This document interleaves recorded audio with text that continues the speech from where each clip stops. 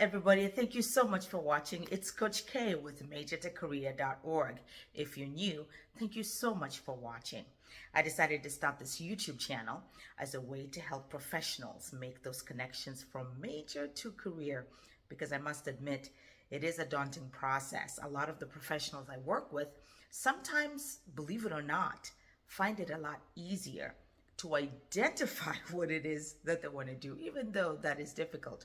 But when it comes to the return on investment, how they can actually use it when it comes to their career, that's when it seems to be difficult. And today we're going to delve right into the issue of making those connections from your major to career. And I hope that you will walk away feeling very confident about the major choice and how you can have that really help you in the job market.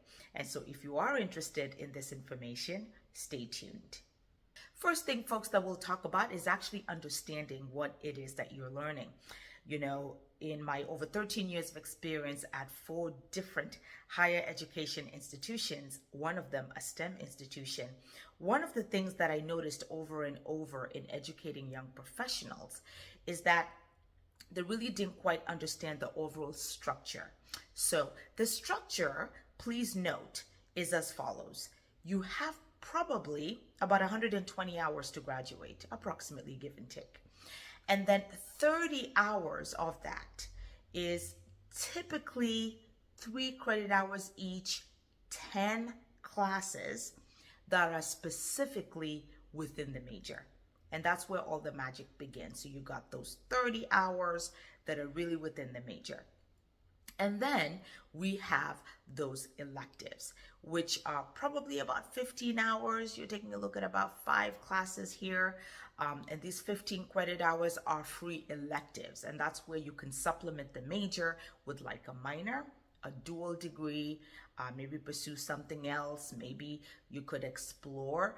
And so you have plenty of opportunity to do that. And then we have other, within the liberal arts in particular, we have the foreign language proficiency requirement. And this is where you will probably take about 10 hours, or I would say 2 classes, to enable you to be exposed to that foreign language.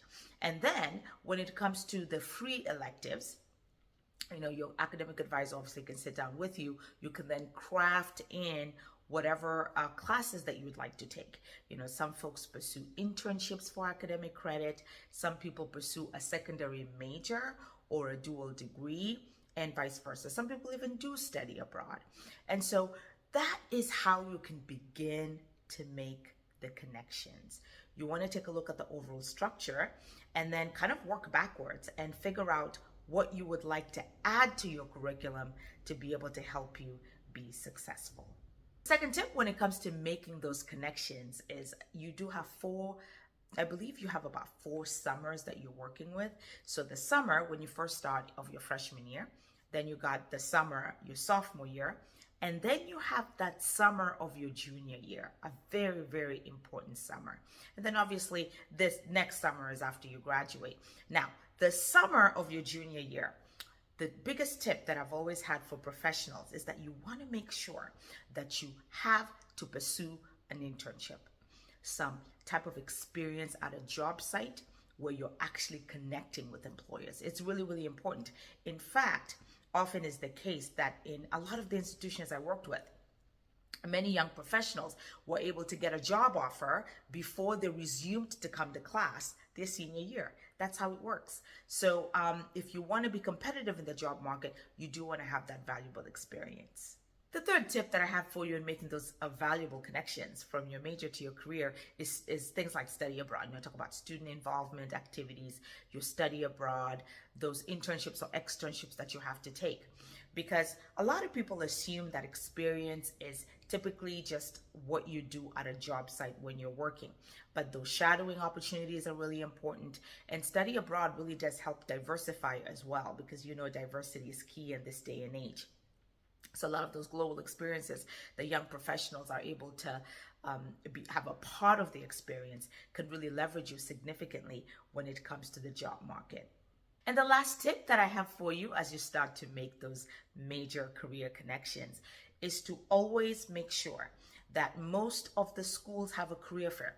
So this is a career fair by your school, not the community career fair, even though there are some in your community. After you graduate, that could be a good option. But you do want to make sure that you attend your school's career fair, because these are employers who have traditionally recruited at your institution. And so you don't want to miss that chance to be able to start off your career. And so folks, there you have it. Hopefully that information was useful. And as always, I do have resources below to be able to help you make those vital connections. So please take a look at the information bar. Plenty of resources to be able to help you navigate the job search process, the exploratory process when it comes to your career. Thank you so much for watching. Again, I am Coach K. Until my next video, bye.